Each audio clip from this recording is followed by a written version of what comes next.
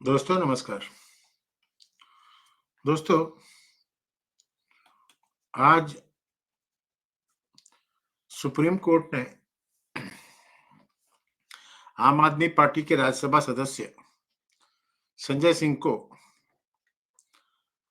जो दिल्ली का शराब घोटाला जिसको लिकर गेट बोलते हैं, उसमें बेल दे दी। संजय सिंह को अक्टूबर की 5 तारीख को 2023 में अरेस्ट किया गया था और आज उन्हें बेल मिली। अब आज उन्हें बेल क्यों दी गई, उसके बारे में थोड़ा डिस्कस करते हैं। संजय सिंह दिल्ली सरकार में किसी पद पर नहीं थे, पहले तो ये आप जान लीजिए। वो राज्यसभा के सदस्य थे और उनके ऊपर आरोप ये था कि वो दिनेश अरोड़ा जो है, उन्होंने संजय सिंह को 2 करोड़ रुपए पहुंचाए थे। सुप्रीम कोर्ट में जब आज सुनवाई शुरू हुई, तो मॉर्निंग सेशन में सुप्रीम कोर्ट की जो बेंच है, जिसमें जस्टिस संजीव खन्ना, जस्टिस दीपांकर दत्ता और जस्टिस पीवी बराले थे, उन्होंने additional solicitor general SP Raju साहब से पूछा कि ये जो संजय सिंह है, इनके पास में जो रिकवरी हुई है क्या? कोई रिकवरी हुई है? आप ये बताइए। और दूसरा उन्होंने ये पूछा कि आपके पास में जो 2 करोड़ रुपया का आप इनके ऊपर इल्ज़ाम लगा रहे हैं, उसका कोई सबूत है, मनी ट्रेल है? ये कहाँ से कहाँ गया?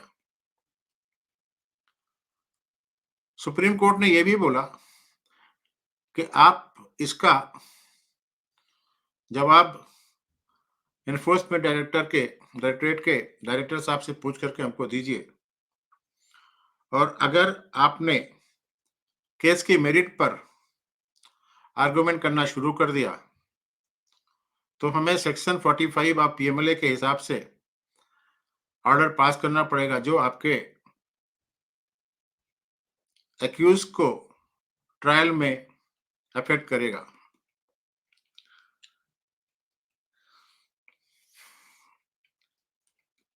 आफ्टरनून सेशन में जब दोबारा केस का कॉल हुआ, तो राजू साहब ने, एएसजी राजू साहब ने सुप्रीम कोर्ट के सामने बोला कि आप इनको जमानत दे सकते हैं और हमें इनकी जमानत देने में कोई तकलीफ नहीं है।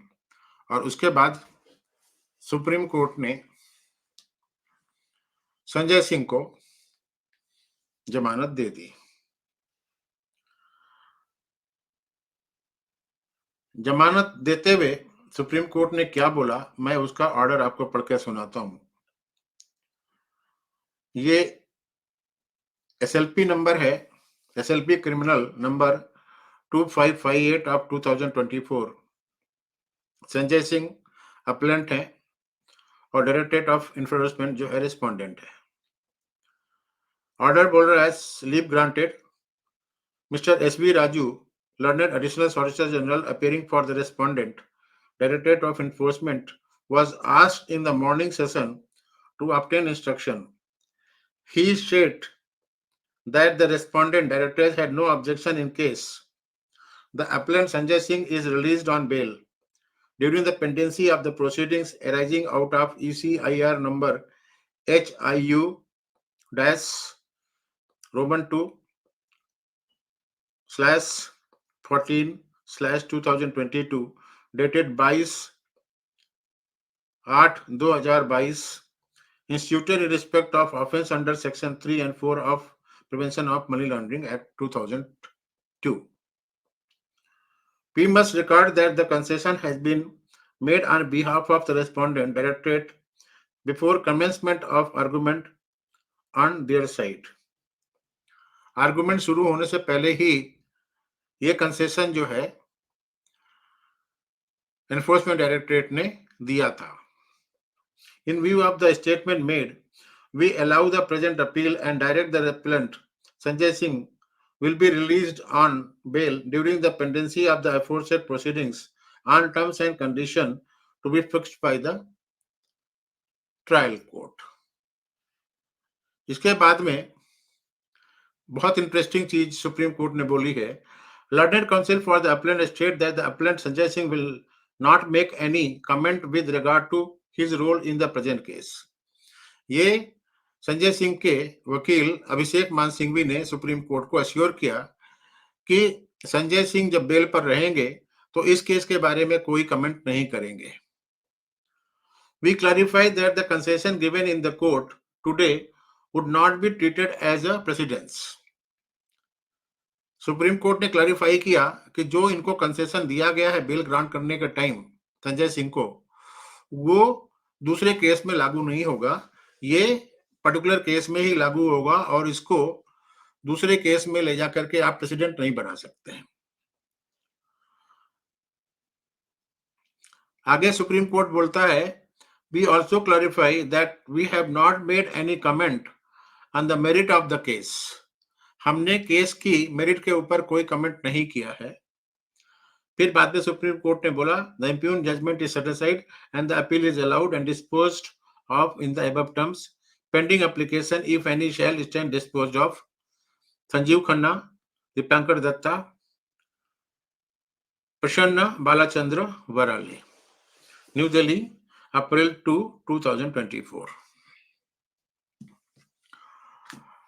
अब सवाल यह उठता है कि कल तो अरविंद केजरीवाल साहब को राउजवनी कोर्ट ने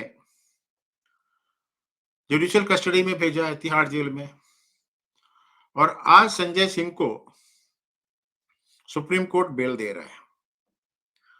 आपको मालूम होगा कि जब अरविंद केजरीवाल 21 तारीख को ईडी के द्वारा अरेस्ट हुए थे, उसके बाद उनकी मंत्री आतिशी सिंह या आतिशी मार लेना, जो भी आप बोलना चाहें, उन्होंने अरविंद केजरीवाल की एक चिट्ठी पढ़ी थी जो चीफ मिनिस्टर ऑफिस करके लिखा था, जिसमें सिग्नेचर नहीं थे, और जल मंत्री को एड्रेस थी। उसमें यह था कि दिल्ली की जो जल व्यवस्था है उसको ठीक किया जाए, गर्मी के दिन आ गए हैं, दिल्ली के लोगों को परेशानी नहीं होनी चाहिए। और इसी तरीके से जो वहां के स्वास्थ्य मंत्री हैं सौरभ भारद्वाज, उन्होंने चिट्ठी तो नहीं पढ़ी, लेकिन उन्होंने एक संदेशा पढ़ा कि ईडी कस्टडी से अरविंद केजरीवाल दिल्ली की जनता का कितना ख्याल रखते हैं, और उनको बोला गया है, अरविंद केजरीवाल के द्वारा सौरभ भारद्वाज को बोला गया है कि वो जाकर के मोहल्ला क्लिनिक में और हॉस्पिटल में विजिट करें और वहां पर दवाई की प्रॉपर व्यवस्था करें। ये दिखाने के लिए था कि अरविंद केजरीवाल का शुरू से स्टैंड था कि वो जब कस्टडी में होंगे, जेल में होंगे, तो भी वो मुख्यमंत्री बने रहेंगे और इस्तीफा नहीं देंगे। और वो जो आदेश पढ़ रहे थे दोनों मंत्रीगण, वो आदेश इसलिए था कि मुख्यमंत्री जो है ईडी की कस्टडी में रह करके भी गवर्नमेंट चला रहे हैं। इसके अलावा अरविंद केजरीवाल की पत्नी सुनीता अग्रवाल, अरविंद केजरीवाल की जो मुख्यमंत्री की कुर्सी थी, जहां पर दोनों तरफ को भारत के झंडे लगे हुए थे और पीछे एक तरफ को शहीद भगत सिंह की फोटो और दूसरी तरफ को डॉक्टर भीमराव अंबेडकर की फोटो थी, लगा करके वो प्रेस के लिए वीडियो बनाते थे। वहीं से सुनीता केजरीवाल बैठ करके वहां से वीडियो बनाती थी और उसमें बोलती थी कि आपका लड़का है और उसने ये बोला है, उसने वो बोला है, बहुत कुछ उन्होंने बोला। वहां से 3 बार शायद उन्होंने एड्रेस किया। आखिरी बार तो उन्होंने तब एड्रेस किया था जब उन्होंने बोला था कि अगर आप लोग अरविंद केजरीवाल को चाहते हो तो आप ये नंबर ले लो, व्हाट्सएप नंबर ले लो, और उसमें आप उनके बारे में जो भी मैसेज देना चाहते हो वो दे दो, और उन मैसेज को मैं अरविंद केजरीवाल को पास ऑन करूंगी। वो नंबर देने के बाद में पब्लिक ने शायद कुछ उल्टे सीधे मैसेज व्हाट्सएप में दिए होंगे और उस चक्कर में 4-5 घंटे के बाद में वो व्हाट्सएप नंबर बंद हो गया। कल जब अरविंद केजरीवाल को जुडिशियल रिमांड में भेजा जा रहा था, उस समय एनफोर्समेंट डायरेक्टरेट ने कोर्ट के सामने बोला कि अरविंद केजरीवाल ने इन्वेस्टिगेशन के दौरान ये बताया है कि जो उनका जो आईटी हेड था विजय नायर, जिसने साउथ लॉबी के साथ में कॉन्टैक्ट किया था, वो आतिशी मार्लेना को और सौरभ भारद्वाज को रिपोर्ट करता था। इस बात को जो ईडी ने बोला, उसको काटने के लिए वहां पर अरविंद केजरीवाल ने कुछ नहीं बोला, आतिशी मार्लेना ने कुछ नहीं बोला, ना अरविंद केजरीवाल के वकील ने कुछ बोला। बाद में जब आतिशी मार्लेना से प्रेस वालों ने पूछने की कोशिश की, तो वो भाग गई। और उसके बाद में आतिशी मार्लेना ने एक ट्वीट किया कि आज वो 10 बजे सब मामले को एक्सपोज करेंगी। उन्होंने 10 बजे जो बोला, उसमें यही बोला कि जो नॉर्मली वो लोग बोलते हैं, आप आम आदमी पार्टी के जो लीडर लोग होते हैं वो बोलते हैं। उन्होंने बोला कि भारतीय जनता पार्टी की तरफ से मेरे किसी दोस्त को कॉन्टैक्ट किया गया था और उसको बोला गया था कि अगर आतिशी बीजेपी ज्वाइन कर लेती है तो उसका पॉलिटिकल कैरियर चमक जाएगा, ऐसा हो जाएगा, वैसा हो जाएगा, जो भी उसने बोला था। आप लोगों ने देख लिया होगा, उसके बारे में मैं बोलना नहीं चाहता। लेकिन उन्होंने आगे ये बोला कि इस महीने मुझे, सौरभ भारद्वाज को, दीपेंद्र पाठक को और चड्ढा जी को अरेस्ट कर लिया जाएगा। मतलब यह है कि आतिशी मार्लेना ने 4 लोगों का नाम लिख दिया।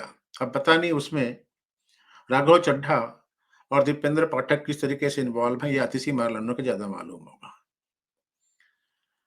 आज जब दोपहर के बाद सुप्रीम कोर्ट ने संजय सिंह को बेल पर छोड़ने का आदेश दे दिया, उसके बाद मुख्यमंत्री आवास पर सुनीता केजरीवाल ने जो आम आदमी पार्टी के एमएलए उनकी मीटिंग बुलाई और उसमें कुछ 55 एमएलए इकट्ठा थे।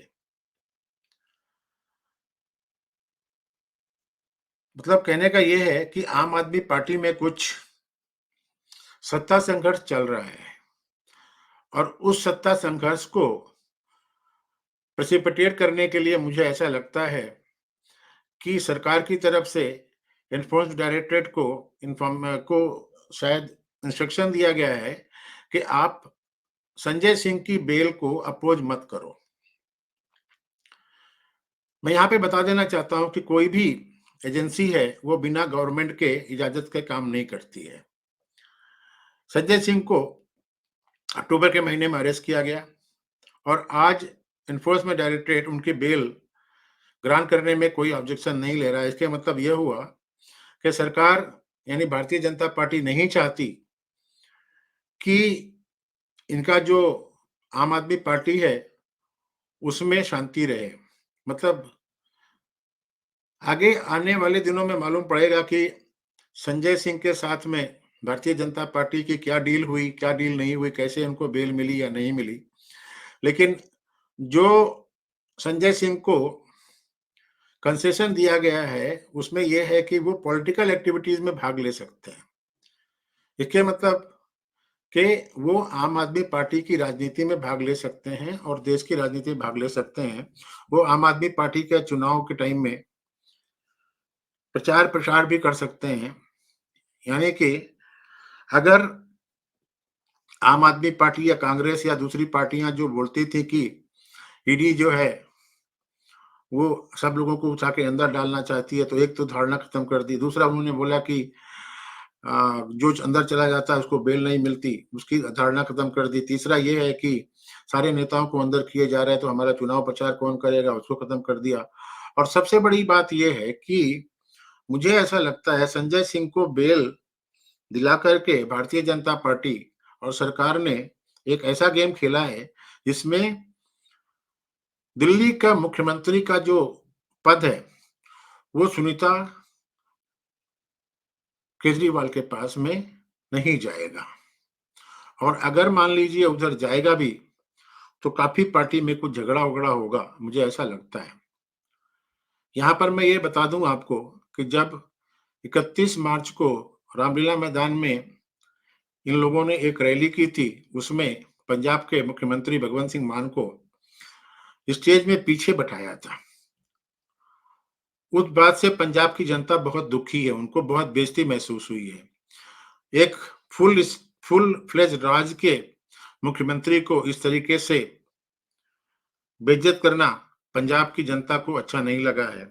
सुनीता केजरीवाल का तो कोई कभी वही नहीं है, ना तो आम आदमी पार्टी की सदस्य हैं, ना कुछ हैं, लेकिन वो सामने सोनिया गांधी के साथ में बैठी हुई थी और भगवंत सिंह मान को पीछे बैठा के रखा था। तो आज का मेरा वीडियो बनाने का उद्देश्य यही था कि आपको बताऊं संजय सिंह को जो बेल मिली है उसके क्या रिpercussion होने वाले हैं। काफी फार रीचिंग इसके रिpercussion होने वाले हैं। इसके ऊपर नजर रखिए, मैं भी नजर रखूंगा और आगे जो भी डेवलपमेंट होगा उसके बारे में आपको बताऊंगा। कल 3 तारीख को दिल्ली हाई कोर्ट में अरविंद केजरीवाल की जो रिमांड हुई थी और उसका जो वहां पर रिट पिटीशन पड़ा हुआ है उसके ऊपर सुनवाई होने वाली है। आज 2 तारीख को एनफोर्समेंट डायरेक्टरेट ने अपना reply as directed by Delhi high court उन्होंने फाइल कर दिया है। अब 3 तारीख को जब वहां पर दिल्ली हाई कोर्ट में सुनवाई होगी और जो भी उसका नतीजा होगा वो मैं आपको कल के वीडियो में बताऊंगा। फिलहाल देखिए किस तरीके से पॉलिटिक्स चल रही है, किस तरीके से पॉलिटिक्स नहीं चल रही है और हमारा तो यही है, मतलब नजर इसी पर बनी रहेगी कि दिल्ली की जनता को और भारत की जनता को इस खतरनाक पार्टी से कब निजात मिलती है। यहीं पर मैं अपने वीडियो को बंद करता हूं। आशा है आपको यह वीडियो अच्छा लगा होगा। मेरे वीडियो को लाइक करिए, शेयर करिए, चैनल को सब्सक्राइब करिए, मेंबरशिप भी लीजिए। मिलते हैं अगले वीडियो में किसी और विषय के साथ। अरविंद केजरीवाल का जो हाईकोर्ट का मामला है उसी के ऊपर बातें होंगी। बाकी तो दुनिया में जो चल रहा है वो तो चल ही रहा है, उसमें से अगर कोई ऐसा घटना हुई तो उसके बारे में मैं आपके सामने प्रस्तुत होऊंगा और उसके बारे में अलग से वीडियो बनाऊंगा। लाइव स्ट्रीम मैं अभी नहीं कर पा रहा हूँ। लाइव स्ट्रीम मैं शनिवार के दिन और इतवार के दिन ही करूंगा, बाकी दिन थोड़ा सा बिजीनेस रहती है इसलिए मैं उसको नहीं कर पाऊंगा। तो आशा है आप लोगों को ये वीडियो अच्छा लगा होगा। आप लोग खुश रहें, प्रसन्न रहें, जहां भी रहें और देश की भलाई के लिए काम करते रहें। नमस्कार, जय हिंद, भारत माता की जय।